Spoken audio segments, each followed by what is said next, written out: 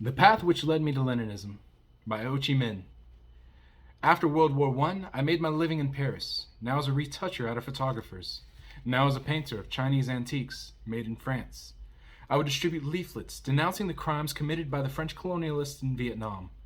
At that time, I supported the October Revolution only instinctively, not yet grasping all its historic importance.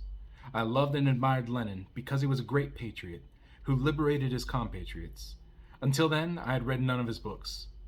The reason for my joining the French Socialist Party was that these ladies and gentlemen, as I called my comrades at that moment, had shown their sympathy towards me, towards the struggle of the oppressed peoples. But I understood neither what was a party, a trade union, nor what was socialism, nor communism.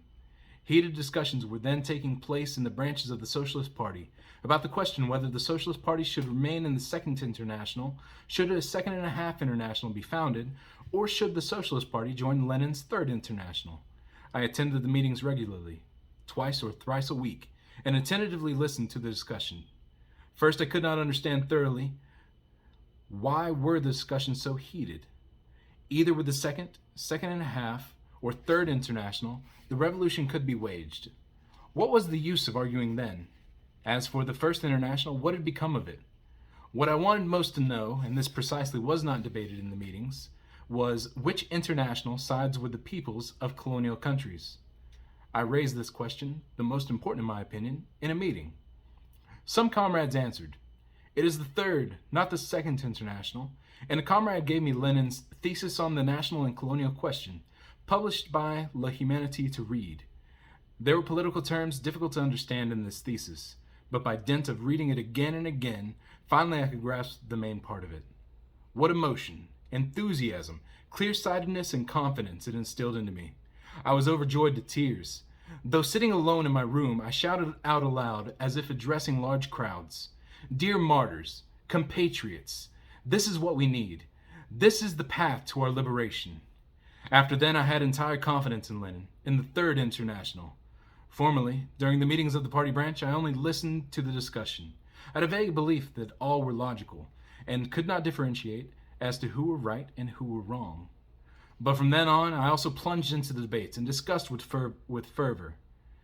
Though I was still lacking the French words to express all my thoughts, I smashed the allegations attacking Lenin and the Third International with no less vigor. My only argument was, if you do not condemn colonialism, if you do not side with the colonial people, what kind of revolution are you waging?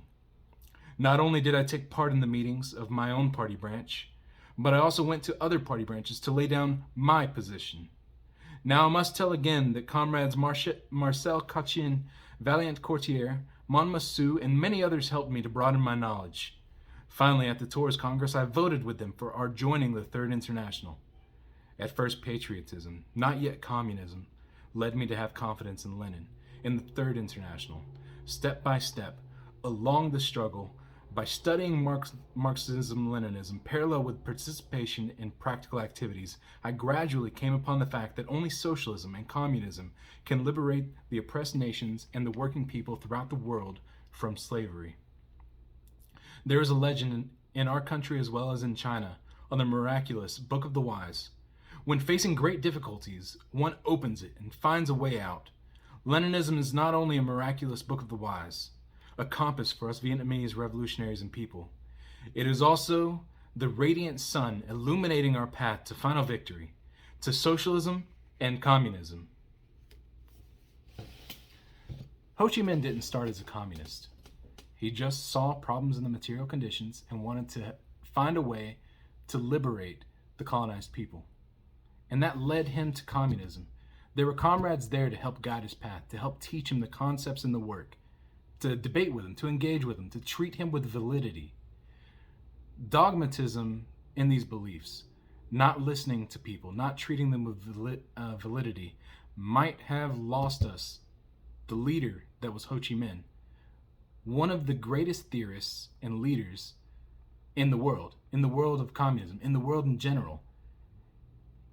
He is one of the main pushers. He's one of the main actors in the Vietnamese Revolution.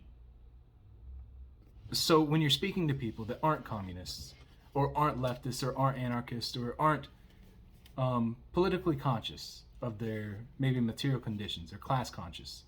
Remember that everyone has a desire to make certain things better. You just have to find out what that is and nurture it. You're not going to reach everyone, but if you reach the right people and you give the right people patience, you'll have more people like Ho Chi Minh. Thank you.